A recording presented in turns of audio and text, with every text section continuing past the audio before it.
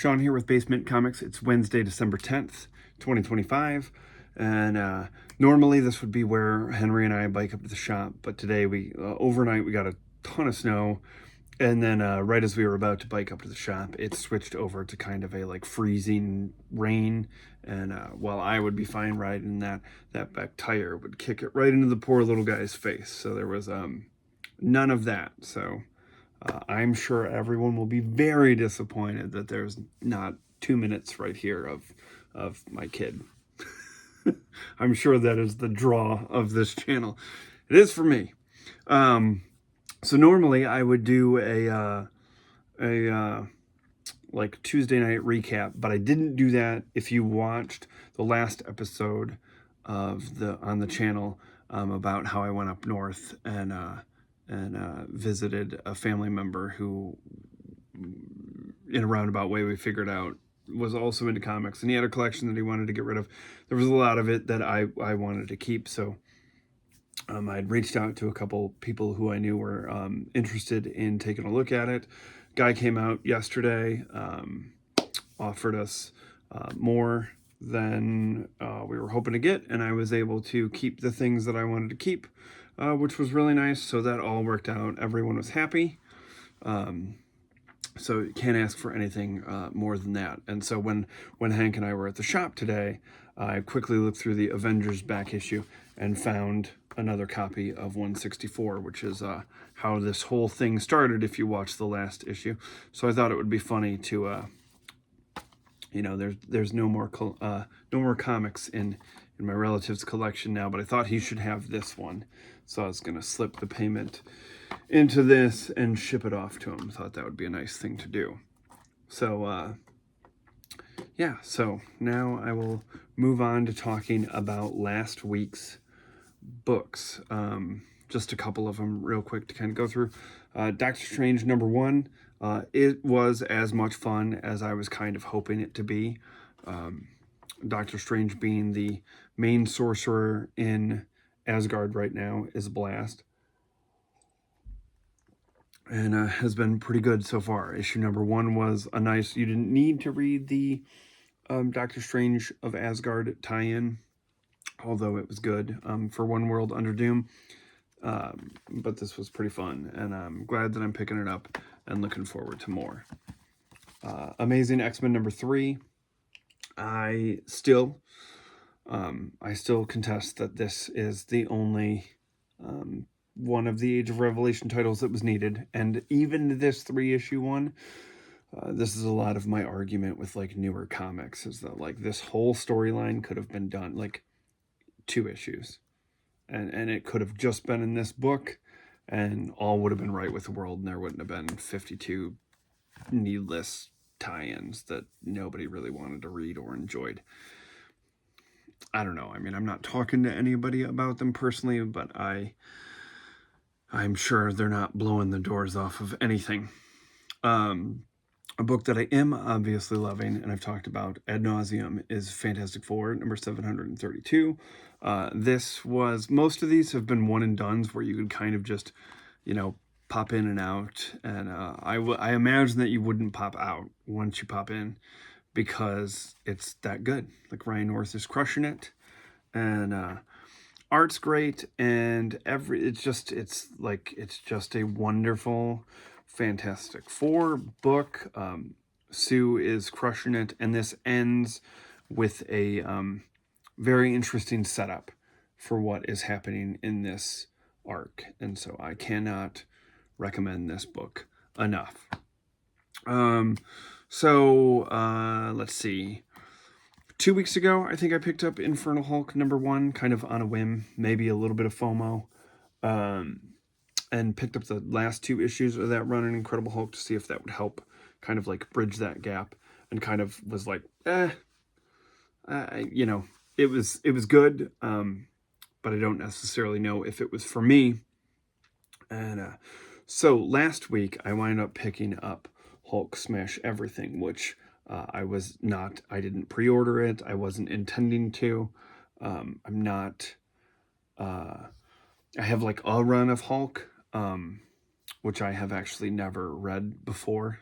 I'll be going in blind in the Corner Box Classics with that time period of Hulk, but I'm looking forward to it. And this was my favorite book of the week.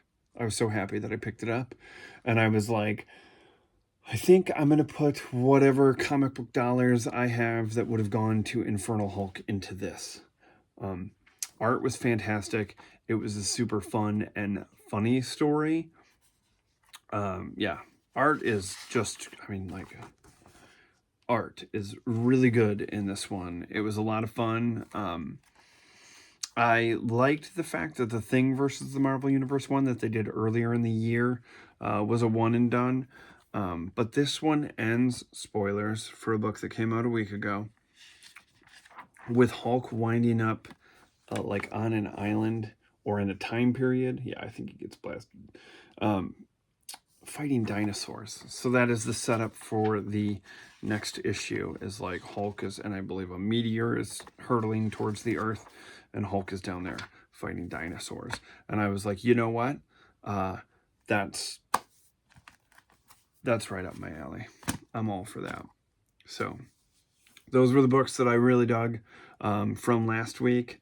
And now we'll pop over to a little bit of the shop, and then I'll be back to talk about this week's books.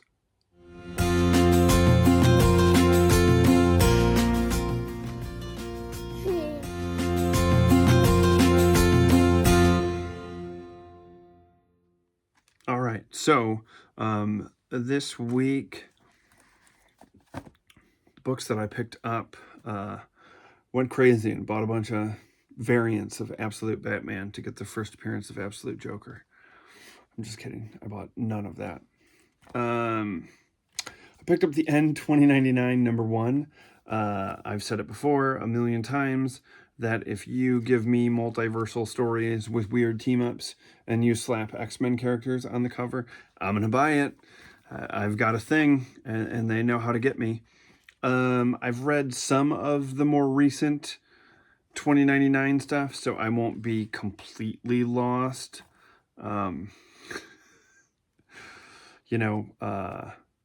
2099 was one of the first things that X-Men 2099 #1 was one of the first comic books I ever bought. I was with my buddy Chris.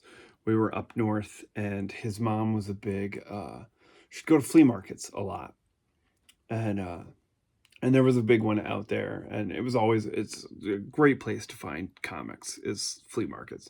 And so I remember distinctly picking up X-Men 2099 up there. So I was never a Spider-Man 2099, definitely not a Ravage 2099 guy. But if you slap Cyclops and Marvel Girl on a 2099 book, I'm probably going to pick it up. Will I regret it? Tune in next week to find out. Okay, so I did pick up Infernal Hulk #2, even though I said my Hulk dollars were going to go towards Hulk Smash Everything. I was like, I will at least give this like 2 or 3 issues. I'm not adding it to my poll list yet, but I will give it a couple. But I definitely feel like Hulk Smash Everything is where my Hulk dollars are going. But I did pick up Infernal Hulk #2. Spider-Man and Wolverine #8. I thought this was a mini. Turns out it's an ongoing, but ongoings these days, Marvel's last 10 issues, 12 issues tops. So we will see. But this has been fun. I like the dynamic between Peter and Logan. I think their friendship is interesting. And so this has kind of been a joy to read in a throwback to my youth 90s type of way. Now we're getting into the Age of Revelation titles. Long Shots #3. It would be cool if Long Shot showed up in this. This was a book that I love Long Shot. I dig the Mojo world. I think when done correctly, it's fantastic, and you can get sort of your meta-ness across without having to club someone over the head. But unfortunately, Jonathan Hickman and Jerry Duggan have decided in this issue that they would smash people over the head with it, and it was one of the main disappointments of this run for me. So I'm kind of hoping that, and I'm probably going to be, I'm hoping that they stick a landing with this that's interesting, but my hopes are not high. Iron and Frost, this was another book that I was like, oh, I liked Jerry Duggan's Iron Man run during Krakoa a lot, actually. And so I had some pretty high hopes for this one. And again, this event, you know, I picked up Sinister Six to kind of round out that, so it's at least complete. But these books have, you know, haven't really moved the needle for me a lot. I sort of went into Age of Revelations hoping that it would be really good, and you know, I feel there was a time period, it's probably like a decade now, where we had the whole Inhumans versus X-Men thing, and it was like one of the lowest points for the X-Men for me during that time period, when they were clearly like not promoting them, not doing it, and it was very obvious that it was based on IP and whether or not they could make movie money off of certain things, and it's sort of just been kind of a bum out. And I would say, you know,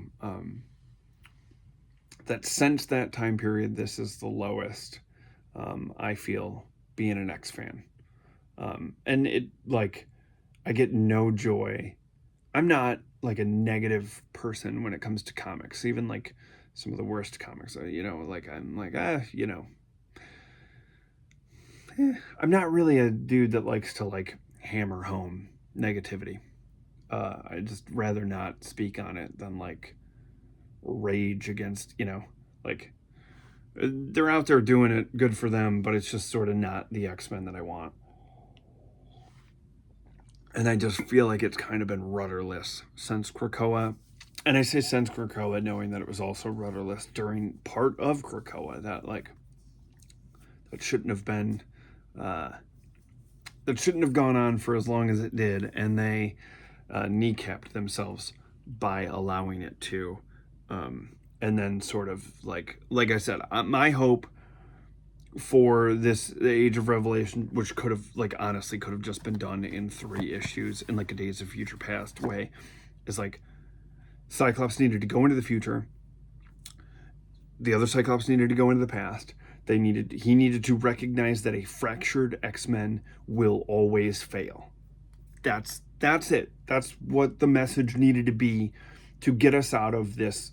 Like, it feels like it's been 20 years of the X-Men, like, you know, House of M happened and all the extinction stuff, and there was stuff in that I absolutely I loved Messiah Complex, and I loved, you know, but I'm tired of the schism and there being like 2 separate factions of X-Men, like both without a clear idea of what they're doing. It needs to be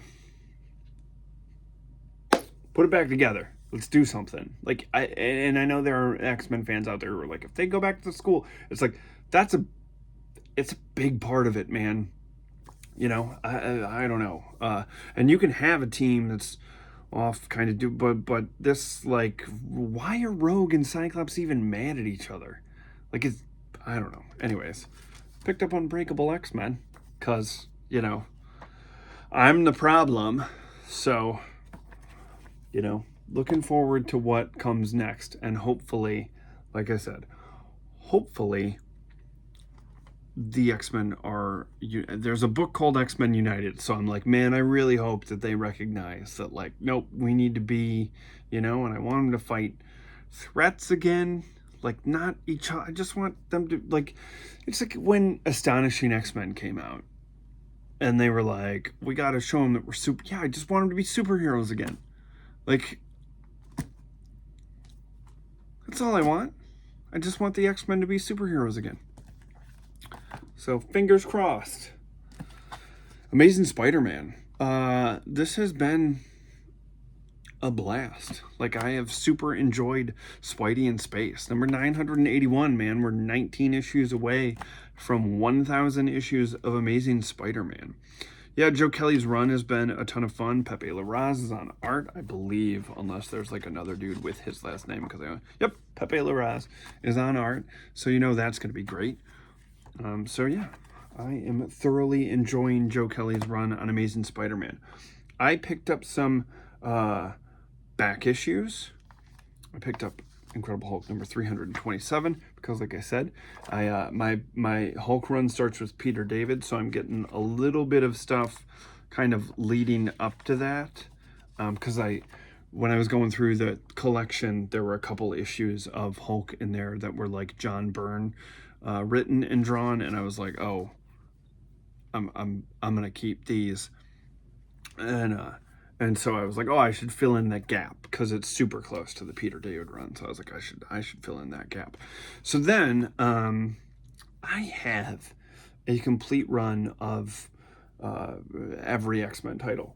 The only issue that I am missing is X-Men number 1, Uncanny X-Men number 1. And I have multiple reprints of it. I have, the Amazing Adventures, like the 2 issues that make up number 1, so I can have it in like the old newsprint style. But my X-Men collection dead stops at like 64 or 65, and I did not get any of the reprints because I think it is absolutely ludicrous. The collection is complete. The story is complete. I don't need reprinted stories. I know that the cover art is new or whatever, but the price for those books is just out of my, I would pay those prices for real issues, but I would not pay them for, reprints. But while Hank was running around the shop and I was looking through some back issues, I stumbled upon X-Men number 86, which is one of the reprint issues. 87, which looks like it has been run over by a car. And issue number 92. And none of these are in fantastic condition. He had them on sale for $5 a piece. And I was like, yeah, sure. For $5 a piece, I will grab a couple of X-Men issues in that time period between 65 and 94. Even if to just have them as like little like display pieces around the room. I was all about that. So I was pretty jazzed to find those for $5 a piece. Then something else that I didn't pre-order. Fantastic Four number 51, this monster done in 3D, which I didn't even know was coming out. And then like my shop posted about it and I was like, oh, you gotta toss one of those in my box, because Fantastic Four number 51 is like one of the best Fantastic Four stories of all time. I have the original issue. It's such a good Thing story. The Kirby art is fantastic. There is this like fantastic page where they go into the negative zone. And I just love it. So when I saw that I could like enjoy that in 3D, I was like, that'll be super fun. So I was happy to pick this up. And that kind of like such a good story. And then if you do go to your store and grab this and read it in 3D, and you have not picked up or read Alex Ross's Fantastic Four Full Circle, it's a follow-up to Fantastic Four number 51. It is absolutely gorgeous. This is the original version that was first initially released when this was... this is what was first initially released. But I know that Abrams has a collection of this that's like bigger. I think I was planning on putting it on my Christmas list, but didn't. The bigger version, I believe, not only reprints that bigger, and the art is gorgeous, but I believe that it also includes Fantastic Four 51. So, you know, that's awesome. So definitely, if you've never read that story and you're into, you know, cool gimmicks that aren't 92,000 variant covers or blind bags, but cool 3D glasses, go for it. That's what I would do. So, those are the books that I picked up this week. That's the stuff that I liked from last week. That's what's kind of going on here. If you like what I'm doing, please like the channel, subscribe, comment, let me know what you thought of the books that I picked up. Are you reading any of those? Enjoying any of those? Am I a lone man on an island when it comes to my love for Marvel? And normally at this point, I would talk about what is going to come up in the next video, but I've realized that I should probably stop doing that, because then if something else pops up and I pivot, then I have to explain away why I didn't do that thing. But I'm hoping to get a Corner Box Classics in here, but it is the holiday season. So I have been reading a lot of Christmas comics, and I have been posting about that on the channel's Instagram page, which is also BaseMint Comics. I've been doing an Advent thing where I've been reading one Christmas comic a day, amongst all the other stuff that I'm constantly reading. So yeah, so if you are as into Christmas as I am, hop on over there and check out what I'm reading, because all that stuff is great. And yeah, so thanks for tagging along. It's a bummer we didn't get to go on a ride today, but you know, it'll all freeze over and then we can go out there and put studs in the tires and go to town. So we'll be back at it next week for that portion of it. But I'll be back in a couple days with another video about something. Is it going to be a Corner Box Classics? Maybe. Is it going to be me sitting in front of my Christmas tree dramatically reading the Dark Phoenix Saga? Possibly. Could it be me talking about DC Crisis on Infinite Earths? It won't be that. It will not be that. I can guarantee that one. All right. So that's the video. Thanks for watching. And thanks for subscribing. And I'll be back in a couple days with something. Tune in to find out.